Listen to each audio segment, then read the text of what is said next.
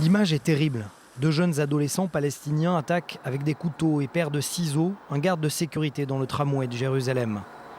Le lendemain, nous retrouvons leur famille dans le camp de Chouafat. Pour eux, ces enfants ont agi par désespoir et vengeance. Le père de celui qui a été blessé ne comprend pas comment son fils a pu passer à l'action.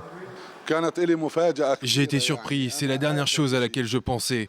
Je n'ai pas fermé les yeux jusqu'à minuit et j'ai dû revoir la vidéo une vingtaine de fois où on voit mon fils attaquer pour pouvoir y croire.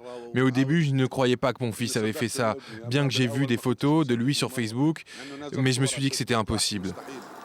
À la question de savoir pourquoi de jeunes enfants commettent des attentats, ce père n'a pas de réponse. Je suis vraiment surpris. Mon fils a 11 ans et demi. Sa place n'est pas dans un attentat. Le fait qu'il puisse penser à commettre une attaque est bizarre pour moi. Je n'ai pas d'explication. Il faudrait presque un psychologue, un spécialiste des enfants. Je ne comprends toujours pas comment il a pu prendre un couteau et attaquer. Le père du second adolescent est aussi présent, mais ne souhaite pas parler devant notre caméra. Il nous dit d'être en colère contre son fils, influencé selon lui par les médias sociaux et la télévision palestinienne. Une incitation omniprésente chez les jeunes de ce camp, des drapeaux du Hamas à ceux des Tanzim, la branche armée du Fatah. Une situation intenable pour le jeune chef du conseil du quartier.